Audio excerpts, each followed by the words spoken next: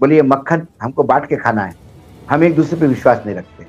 बोले तुम इधर बैठो, तुम इधर बैठो। अब मैं दोनों पलड़े में बराबर मक्खन रखता हूँ, ठीक है, मैं डिवीजन कर देता हूँ। वो पलड़े में उसने मक्खन रखा, एक में थोड़ा ज्यादा रखा है कि बिहार में बीजेपी अपने दम पर सरकार बनाना चाहती है। पूर्व केंद्रीय मंत्री अश्विनी चौबे ने खुलकर ये कह दिया है कि अब बिहार में वो अपने दम पर बहुमत की सरकार लाएंगे। कि भारतीय जनता पार्टी के नेतृत्व में एनडीए की सरकार बिहार में बननी चाहिए। हम पूर्ण बहुमत के साथ भारतीय जनता पार्टी अकेले अपने दम पर आए और एनडीए को भी, अपना सहयोगी दल को भी आगे बढ़ाए, ये हमारी मंशा है। तो अब नीतीश कुमार क्या करेंगे? नीतीश कुमार के आगे बहुत सारे सवाल हैं। आप कह सकते हैं आगे कुआं है पीछे खाई है। ये बात जब से सामने आई है तब से नीतीश कुमार के खेमे में बिल्कुल ऐसे लग रहा है जैसे सिर मुंडाते ही ओले पड़ गए हैं। एक तरफ मोदी सरकार नीतीश कुमार के भरोसे टिकी हुई है और दूसरी तरफ मोदी नीतीश कुमार को ही बिहार में ठिकाने लगाने की तैयारी कर रहे हैं। अश्विनी ने एक बात और कही, उन्होंने कहा आयातित माल हमें नहीं चाहिए। पायल ला जो संघ की भाषा बोल रहे थे, संघ चालक ने भी कहा कि जो बाहर के आयाराम गयाराम है, इनके वजह से पार्टी का कैरेक्टर डाउन हो रहा है, पार्टी का डाइल्यूशन हो रहा है विचारधाराओं का।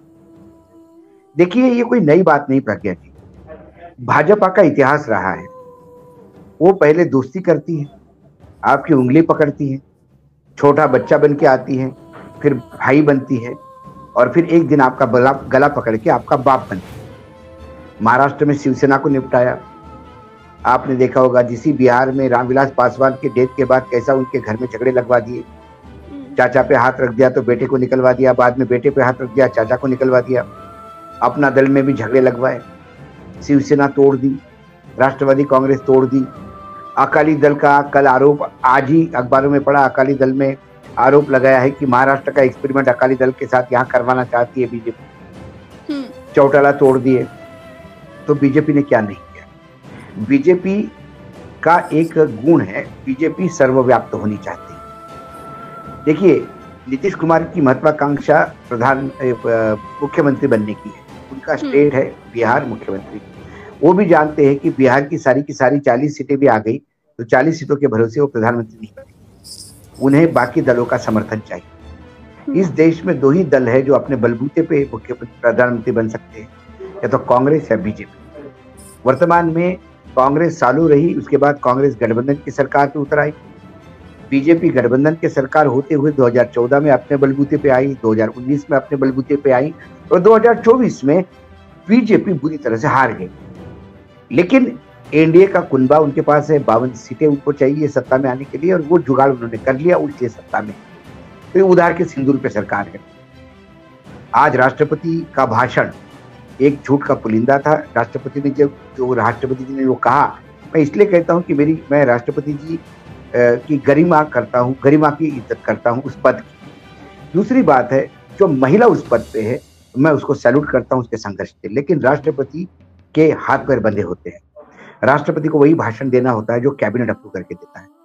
जो कैबिनेट ने भाषण लिखा वही राष्ट्रपति ने, ये मैं देश के सामने। तो जब मैं कहता हूं कि राष्ट्रपति ने झूठ बोला तो आप ये समझ लीजिए कि ये मोदी जी ने झूठ बोला है या मोदी सरकार ने झूठ बोला है। और इनका मोदी सरकार ने झूठ बोला ये खबर भी नहीं हो सकती, क्योंकि ये मुंह खोलते ही झूठ बोलने के लिए। उनके आज भाषण में कुछ ऐसे पॉइंट थे कि मुझे भी हंसी आ रही थी, तो मैंने बोला ये कब हो गया सर, आप संदर्भ तो सहित उसमें व्याख्या करें संदर्भ बिल्कुल उनको उन्होंने कहा कि तीसरी बार स्थिर और स्पष्ट बहुमत वाली सरकार बना ली है। कहां स्पष्ट बहुमत है? स्पष्ट बहुमत 272 के पार आता है, 240 पर स्पष्ट बहुमत नहीं। ये गठबंधन की सरकार है, स्थिर सरकार नहीं है। कोई भी गठबंधन की सरकार स्थिर नहीं होती। स्थिर सरकार वो थी 2014 में मोदी जी ने बनाई, वो स्थिर थी। 2019 में बनाई, वो बहुत ज्यादा स्थिर थी। ये अस्थिर सरकार है। अभी आपने ओपनिंग मार्क्स में ही कहा कि फिर क्या नीतीश जी चद्दर खींच लेंगे तो सरकार ऊंधी गिरेगी। 52 लोगों के भरोसे ये सरकार टिकी। 2014-2019 में एनडीए की सरकार होती थी, बोला जाता था, मतलब कभी कभी रेफरेंस निकलता था नाम के लिए, लेकिन एनडीए का नाम तो सुना भी नहीं 2014 से 2024 तक। ये तो इंडिया गठबंधन बनने के बाद एनडीए की मीटिंग हुई 10 साल बाद। उसके पहले वो बीजेपी की सरकार थी, वो होते होते 1 साल के अंदर वो मोदी जी की सरकार हो गई, और उसके बाद मोदी जी माए बाप बन गए 2024 तक, और 2024 के बाद ये अमित शाह जी की सरकार, मोदी जी। तो ये, और उसके बाद उन्होंने कहा कि दुनिया भर का निवेश आकर्षित करने के लिए स्वास्थ्य स्पर्धा हो।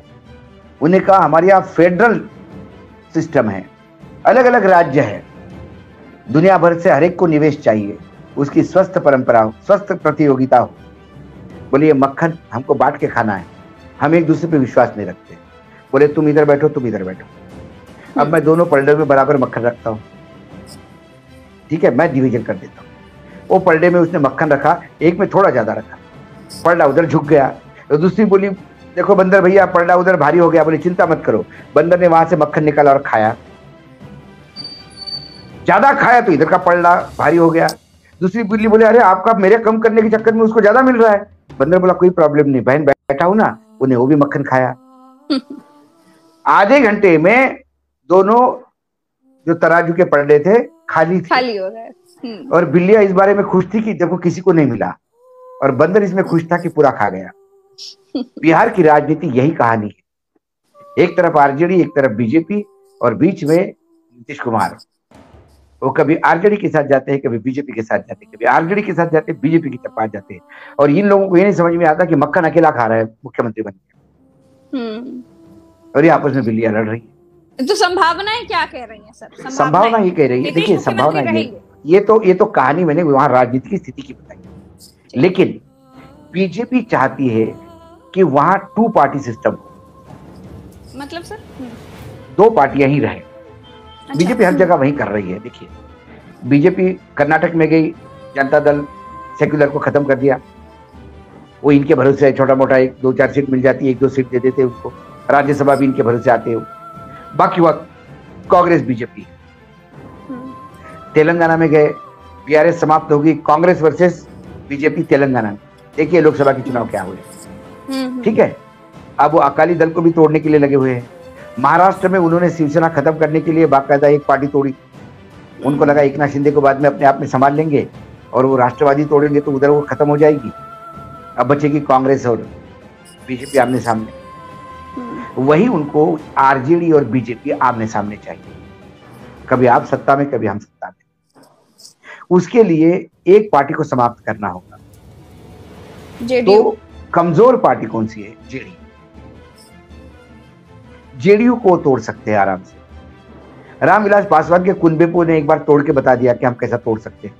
कभी चाचा पे हाथ रखते, कभी बच्चे पे हाथ रखते। बनाएंगे तो नीतीश कुमार मोदी जी को प्रधानमंत्री क्यों बने रहने देंगे सर? सवाल यह है कि नीतीश के पास सांसद रहेंगे क्या? ऑपरेशन लोटस चालू हो गया है वहां पे, छापे आपे भी पड़ रहे हैं सर। यदि वहां पे सांसद ही नीतीश के 12 की 12 इधर आ गए बीजेपी और मर्ज हो गए, 12-13 जो भी है उनका कुल बात, तो फिर नीतीश क्या करेंगे? अगले चुनाव का इंतजार करेंगे, जैसा उद्धव ठाकरे ने किया। सारे सांसद भग गए, 1-2 छोड़ के। फिर उनको फिर से चुनाव में बताना पड़ा कि भाई मैं ओरिजिनल हूं। तो नीतीश को तब तक इंतजार करना होगा। लेकिन क्या नीतीश अपना वजूद फिर से ढूंढ पाएंगे बिहार की जनता के बीच? क्योंकि बदनाम बहुत हो चुके हैं यू टर्न लेके। तो फिर बाकी बीजेपी के विधायक भी ऐसे ही देखेंगे, इधर जाओ उधर जाओ। चौबे जी ने कहा कि हमारे, चौबे जी का क्यों नहीं होना चाहिए? चौबे जी के वक्तव्य में क्या गलत है? बीजेपी आज सबसे बड़ी पार्टी है वहां पे गठबंधन में, उसके बावजूद किसी और मुख्यमंत्री को ढोना पड़ रहा है। तो अगली बार बीजेपी, उन्होंने एक बात और कही चौबे जी ने, बड़ा ध्यान से पढ़ा, सुनिएगा उनको। उन्होंने कहा कि एनडीए रहेगा। हाँ। एनडीए रहेगा, हम अपने बलबूते पे सरकार बनेगी तब भी एनडीए रहेगा। 2014 में भी एनडीए था, 2014 में भी केंद्र में एनडीए था, 2019 में भी एनडीए था, और 2024 में भी एनडीए है। लेकिन 2014-2019 में किसी ने एनडीए का नाम भी नहीं लिया। जो मिला तो भला, ना मिला तो भी भला, क्योंकि सरकार अपने बलबूते पे थी। कुछ एक दो टोकनिज्म के नाम से रेवड़ियां बांटी थी। रामदास आठवले को एक मंत्रालय दे दो, राज्य मंत्री बना के पटक दो वहां पे, किसी इसको बना दो, उसको बना दो, चलो भाई एनडीए का हो गया अपन बात। बराबरी की हिस्सेदारी कहां थी? आप देखिए 2024 के मंत्रिमंडल देखिए, क्या मिला बिहार को? बिहार को मिला है पशुपालन विभाग। हाथ में डंडा दे दिया लल्लन सिंह के, जाओ गाय भैंसी चराओ। बिहार में क्या मंत्रालय हुआ करते थे? रेलवे, उद्योग, कोल, बड़े बड़े मंत्रालय। आज बिहार की जनता को हास्यास्पद बनाया। आज महाराष्ट्र की जनता हंस रही है एक नाथ शिंदे। मांझी कैबिनेट मंत्री सिंगल आदमी है, लेकिन एकनाथ शिंदे के 7 लोग होने के बाद भी चौथे नंबर की बड़ी पार्टी है भाई। सबसे बड़ी बीजेपी, दूसरी ये अपना आंध्र प्रदेश से टीडीपी, तीसरी जनता दल यूनाइटेड और चौथी शिवसेना एकनाथ शिंदे 7। 5वीं पार्टी पासवान। पासवान ने अच्छा मंत्रालय ले लिया, इनको आयुष मिला। लोग हंस रहे महाराष्ट्र में। इससे ज्यादा महाराष्ट्र का बड़ा अपमान कभी हुआ नहीं था, और महाराष्ट्र बार बार दिल्ली से अपमानित होता है। इसका जो आवाज है, इसकी जो गुंज है, और विधानसभा के चुनाव में दिखेगी। यस